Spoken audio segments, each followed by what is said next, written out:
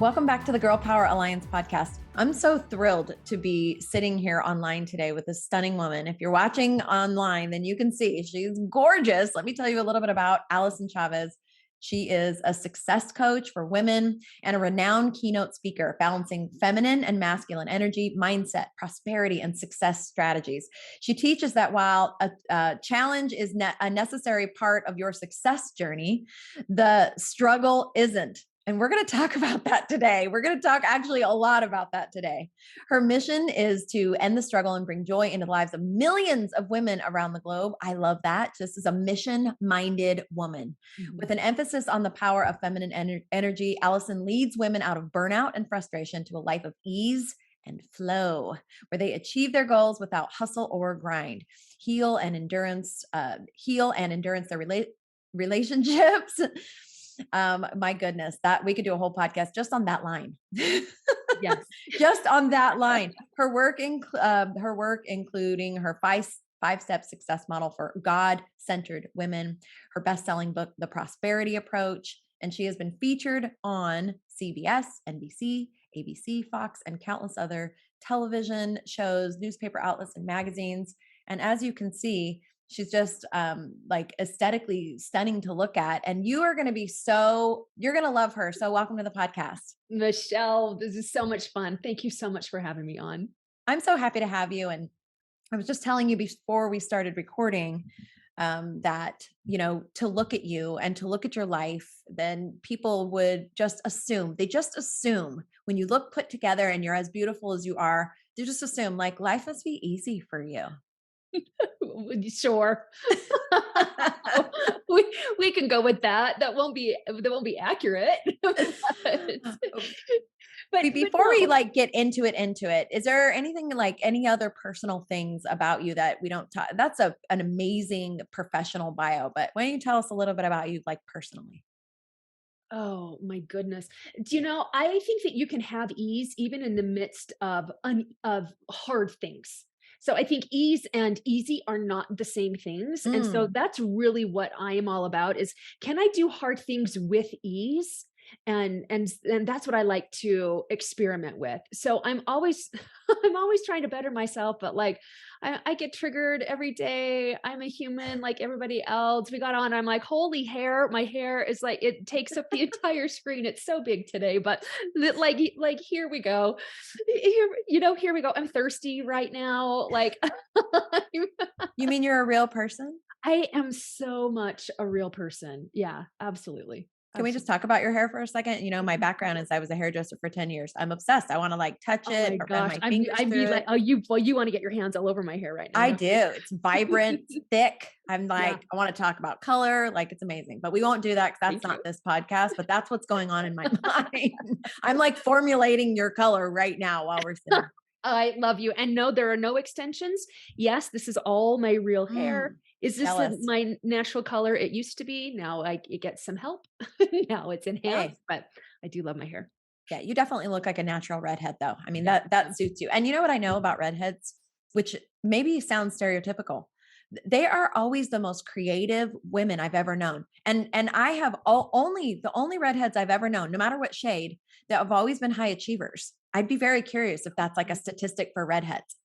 I would be curious about that as well because I mean real redheads, not colored. I mean people that they're actually that's what you naturally were. Isn't that yes. interesting?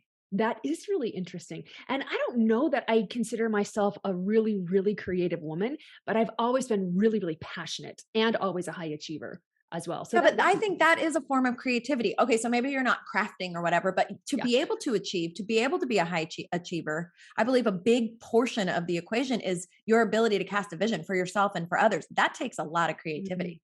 You're right. You're right. And then navigating through, I've had to get really creative about how I navigate through my own bull crap and my own struggle that I've created in my own life and still continue to create from time to time. I'm much better at it now, navigating through it and not creating the struggle so much as I did when I first got started. But I'm a work in progress, just like everybody else. And this is a lifelong process. Yes. experiencing. Well, can you like, okay, so have you always been a success coach? What was your background before you did that or leading up to it? I would love to hear kind of how this transpired. Do you know what? I actually spent 13 years in the direct sales industry and built up a team of, and you understand this from your own background as well. I mean, you want to talk high achievers, of course you're going to be on my podcast, so then we'll talk to you about that.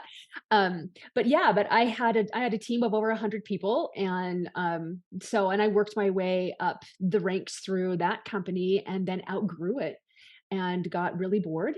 But I loved teaching. I loved mentoring. I loved mindset. I loved teaching my team about things like that.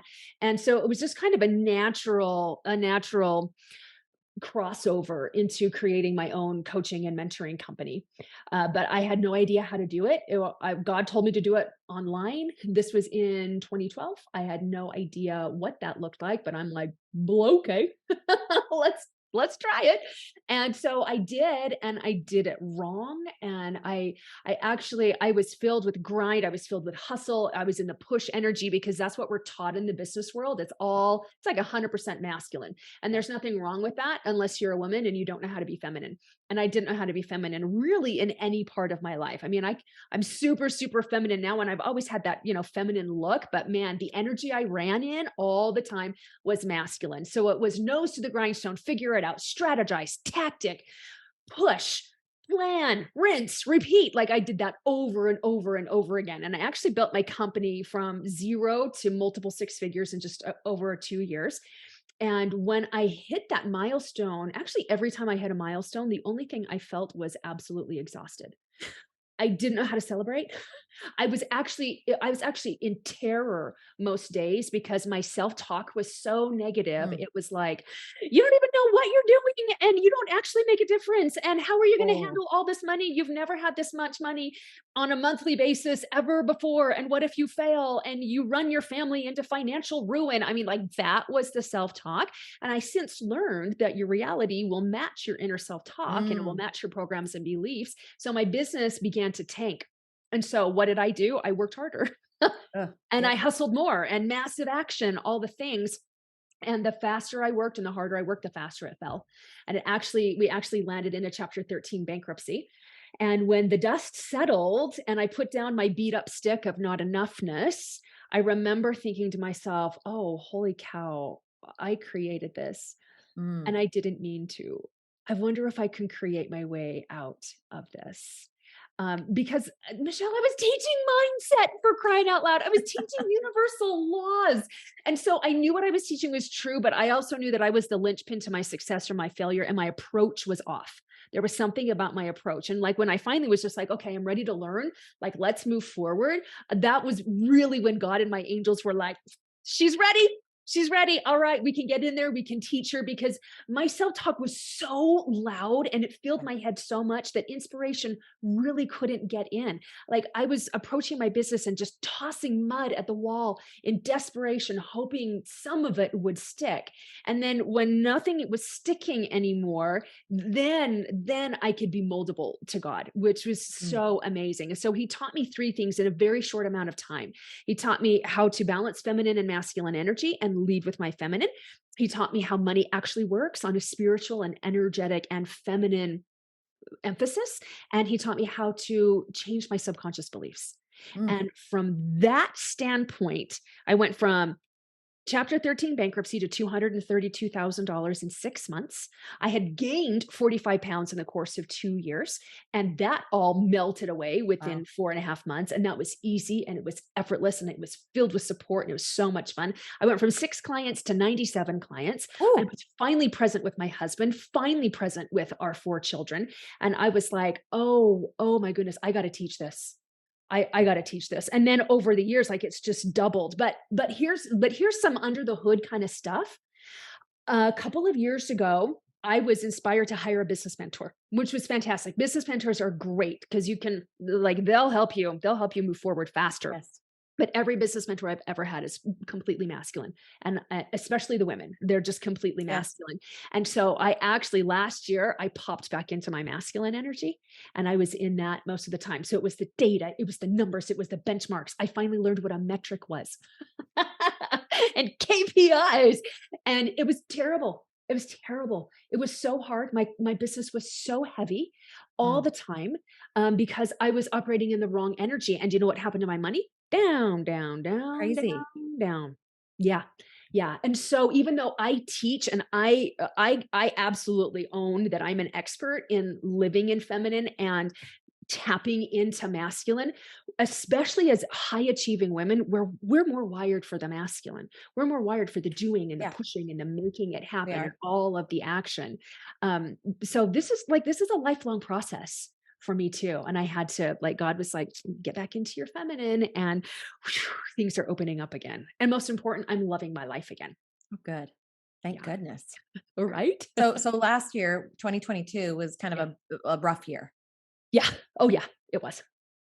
I And had really expensive lessons last year. the Like worst. $300,000 lessons Oh, last year. Yeah, yeah, and the thing, here's the thing, if you're listening to this, like it's all relative, right? I mean, yeah. a $30,000, I mean, a $300,000, $30,000, $300, $30 lesson. It's Mhm. all relevant to where you're at on the like spectrum of what you're making, and they all Mhm. hurt bad. They, Yes. depending Mhm. on where you're at, you could be. I remember seasons of like $30. I was like, I just blew. It was 30. I needed that $30, right? And but tell me, I think I probably know the answer, but I want to hear yours. Mhm. Like how, even though you lost money, how valuable is what you learned? Oh, it was worth 10 times what and you know what? I'm really careful too about, like, losing the money. Yes, It was all in an investment into my education. that's And right. I was talking with my husband about it a few days ago, actually, and I was like, "Dang, that was an expensive education last year." And he said, "But you didn't know what you didn't know, That's and now right. you know it." And so, Yes. yeah, like, big deal. Like, were we still able to pay all of our bills? Yes. Were we still able to make payroll every month, even though I lost sleep over it many Yeah. months? Yes. Of course, but now I know, and I've gotten really savvy about learning lessons the first time around instead of the Same. eighth time around where they're really, Yes. really painful. Like, it was painful enough the first time, and now I know, and I'm not gonna unknow it. Yeah, So it was worth it. it's beautiful. And this is such an entrepreneurial way of thinking, because I think that if somebody's listening and you're like, I'm an entrepreneur, and you hear that and you're like running to the bathroom because you're having diarrhea because you're empathizing with what she's talking about, then maybe you need to flex that you need to learn to build that entrepreneurial muscle up. Because Yes. as an entrepreneur, the definition of entrepreneur in and of itself is the person who's willing to actually take the risk financially. And Mhm. so as an entrepreneur, this is the life. Yeah. There are times where you are investing and the ROI is amazing and everything's great. There are times you invest and you have lessons from the Yes. learning. and Yes. and and but every time you do that, I mean, that's par for the course. I mean, your attitude is so great about it, like, yes, learn those things. And this has been my thing too, Allison. It's like, I want to make a mistake. My goal in my life is to make a mistake or learn a lesson once. Like, okay, got it. Yes. Doesn't mean there's not a whole slew of new ones I will learn in the future, Oh, but yeah. Oh, that yeah. one I want to learn, and I want, and so you're just gathering data. So the best thing about getting older for me, just gathering data my whole life, all these lessons. Yes, Just yes. gathering all this data. Well, and I think too, one of the things that was really important for me to learn is that when I would quote unquote lose money or I would throw money away or whatever that was, and it didn't work, then I felt like I was back to square one. But that is never, ever, ever the case. Yeah. Not when you're getting an education along the way, not when you'll actually learn it and you'll let the lessons be for your growth and your advancement and your joy and not as your punishment because you're a screw up. Yes. And I had to switch that in my mind, that this is not proof that I'm not good enough. This is not proof that I don't belong in this arena. That none of that. It was just a gap I didn't know I had. And boy, I am all about let's find the gaps fast and let's close them really, Same. really fast. Yes, we have very kindred spirits on that as well. And I want to run into, and I'm going to use this word, but I'm using it very loosely. I'm going to run into failure as fast as I can. I don't see things that don't work as failures. I'm not impacted by things that don't work. I take it as data and like, okay, that didn't work. Let's try a way that does. I literally live in the realm that everything is possible. It's just a matter of figuring out how, listening to the Lord and His direction on it. So when something doesn't work out, where people that don't have that, they are like, I guess that wasn't meant to be. That's what a lot of people, they'll go straight there. Their Yeah. mindset is like one and done. That didn't work. I guess that's not meant to be. I'm like, okay, that didn't work. Let's try something else and let's try it fast because I believe in that things are possible. And, Mhm. really listening to that voice inside of me when, I think people in general think the Lord called me to this thing. I feel like God's calling me in this direction or whatever. So you move in that direction, then you get one obstacle and you're like, oh, I guess I didn't hear the Lord. That is a lie. That's a lie from the pit of hell. The obstacles are Yes. actually part of the journey. You learn. There's no in my experience, the biggest and the most powerful and the most valuable learning comes from these things that are to most of the world mistakes or failures. Uh-huh. Which actually leads into what you're talking about on my bio. That challenge is necessary on your journey to success, but Yes. struggle isn't.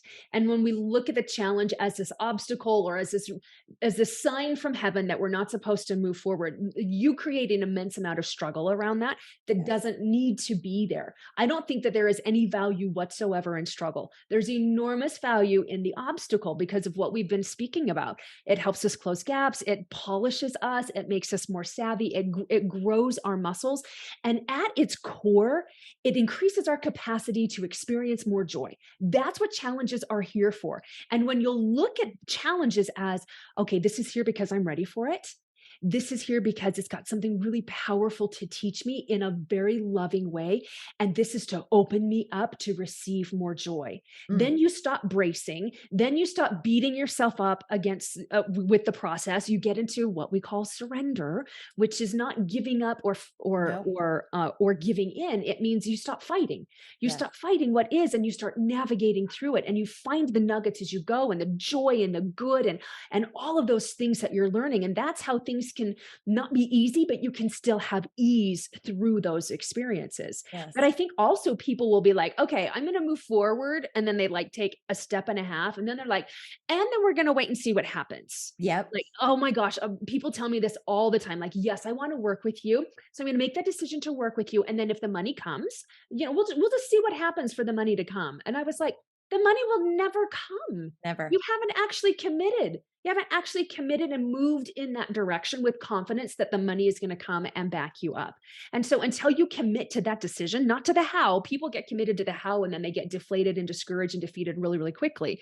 But if you commit to the decision and start moving in the direction that that decision is bringing you with confidence that somehow the money's going to come, and you follow the pings and you follow the nudges that the Lord gives you, the money will come. But when people like sit back and they're like, we'll see if it comes. There's no reason for the money to come. You haven't made a commitment. You're not moving forward anywhere. And your money is here to fund your dreams and your growth. That's the only purpose of money. It's not to make you safe. It's not to make you comfortable. It's to fund your vision. Mm, And if you won't commit to your vision by moving in the direction of your vision, there is no reason for money to come to support it. powerful. I love that. And I like to say this about just everything is about the decision. Everything. Mhm. Having a good day. Yes. I mean, everything is about the decision. Just decide, and that's what it will be. But I like to say this about money, like, it even says it in the Bible that God will bless the work of your hands. So oftentimes people are like, I have this vision, I want to do this thing, and then like you said, they're waiting. It's like they think it's like the secret. I'm just going to think about it and it's going to manifest. In my life, that has never been the case. Mm-mm. I take an actual step. So if you wait all the time for everything to be safe and just arrive at your doorstep, you're right. Nothing ever happens. But as you take steps, as you have the faith, as you are leaning in and giving God an opportunity to actually show up, that's when it happens. It doesn't happen in Yes. this place of you're like back there going, well, let's just see what happens. Well, I know what's going to happen because I'm going to step into this thing. I'm going to move forward regardless. I made the decision to do it. And then that's when God shows up and that's when miraculous things begin to happen, but not before. No, not before, because God does not want to be your butler. He wants to be your partner. Yes. And we're here to co create our desires that are in our heart that are put there from the Lord. And desire is an indication of power, but He doesn't want to Like there is so much more value when we're like, oh my word, look at what I walked through. Like I Yes. faced my fears. I was willing to get uncomfortable, psychologically uncomfortable, because that's the biggest discomfort that we have is a psychological discomfort. I stretched my comfort zone, and look who the Lord brought across my path. And look what came of this. Like, yeah, I mean, if he just like dropped it to you, it's like when you give your kids the keys to the Yes. car, they don't, I mean, yeah, you expect them to be responsible about it, but they're not gonna take care of the car like they do if they're making the monthly payments on their own car, because Absolutely. there's ownership there, and now there's Yes. greater value in that. And again, this is another principle. This is a biblical principle. Where Mhm. where your treasure is, that's where your heart lies. Where you've invested in anything, it could be a thing like a car, it could be your education, your business, where you even put your money where your mouth is. Mm, That's where your heart goes. That's why, specifically about network marketing, that's why so many people actually never succeed because there wasn't a big enough investment for them to actually take it serious. mhm, They invested a couple $100, so that's not that big of a deal to them. So it was like, whatever, I'll just kind of play around with it, mhm. specifically in that profession. But with everything, I mean, that's the way it is with so many things. Where your treasure is, that's where your heart lies. And so these commitments, this is why entrepreneurs, they just think different and live different because you're literally taking your treasure and investing in these things, knowing that I don't know, maybe it'll work, maybe it won't, but I'm gonna give it everything I've got. Yeah. Yeah. And I just want to say one thing about like intuitive hits to spend money, to invest money, and then it doesn't pan out. I talked with a mentor of mine who said he never regrets investing money when he had an intuitive hit to invest money, even if it didn't work out the way that he thought it would, because he knows that it's going to lead to a connection or it's going to lead to a lesson or something like that, but it's never money wasted. And I invested $50,000 in a strategy and a sales coach last year, which still has not panned out. Mm, And instead of like, oh my gosh, I sure could have used that for payroll. I sure could have used that for, a list of 50 other things that would have been money better spent. But I felt so strongly intuitively that this was my next step, that now I'm just curious. All right, like where can we yes. repurpose what we've learned? Can we like, I don't know. There haven't been really strong connections that are made yet or less. So I'm just like, something's going to come of this. Is going to be even more valuable than the 50,000 that I invested into this strategy and into this person or his company. Um, that's what keeps you out of regret and keeps you willing to continue to risk, knowing that money's going to come. Like I didn't have 50 grand when I invested in him, but I knew it was the right step. I felt it very strongly in my heart. My whole body was a yes. So all right, and then the money came, and we haven't pulled out what we invested in it yet, but it's going to come, whether it comes in money or someplace else. It will. The when and the how is not up to me. The Lord's going to bring that to me, but we got to stay in that faithful place and stay in that place of certainty that I followed the direction that I was given. And so only good can come of this. Mm. It's such a healthy, beautiful mindset. It's such a place of freedom. Mhm.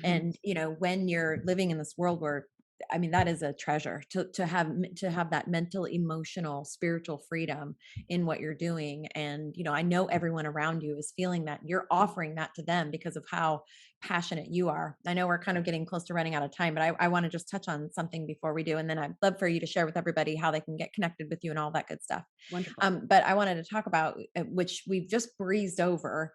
But we could do a whole separate podcast about this whole thing about feminine energy. This is one of the things why when I felt really called to train up more women leaders, this was a big one because all of the women that are out there that are like in quote unquote leadership positions or teaching leadership, they're just these bulls. They're bulldogs. They're, Yeah. you know what I mean? They're just out there and they're like yelling at people and they're like cussing and you got to do this.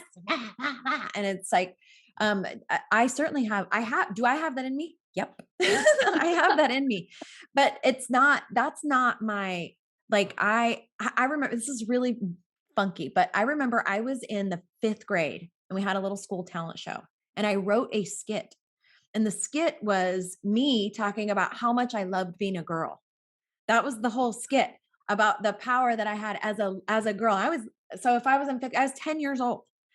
And it's really funny because I have always felt like that. Like I love being a girl. I dress the way that I'm not trying to wear a power suit. I always dress a little bit like on the kind of a little sexier just for me. I do it Mhm. because I like it, and I do my hair and I do my makeup. I do all these things. I love to wear heels and do. I mean, I really love the fact that I am a woman, and I feel like that alone is my power. I don't need to stand up and try to act like a man and talk like a man or lead like a man. God has gifted us with so many unique, beautiful things that are just because we are women. And so that's what, when I wrote the Radiant Leadership Academy, that whole curriculum, part of my like promo about it is, this is leadership by women for women. Because the people, when I love to ask people this question, who do you think the number one or the top leadership trainers in the whole world are? There's no women on the list. No. There isn't a woman on the list. It's usually John Maxwell, Tony Robbins are always, it depends on the crowd I'm talking to.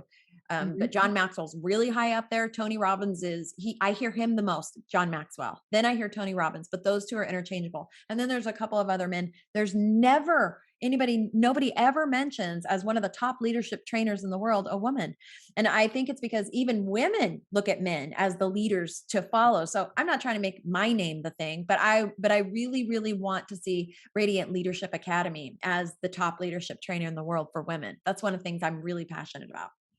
I love that, and I fully support that, because we need women leaders who are not smaller, less hairy men. And that's what all of the women leaders are. Like, you'll never see me in a blazer. I'll never be in a blazer. You'll see me in a dress. You'll see me in something with sparkles or shimmer. You'll see me.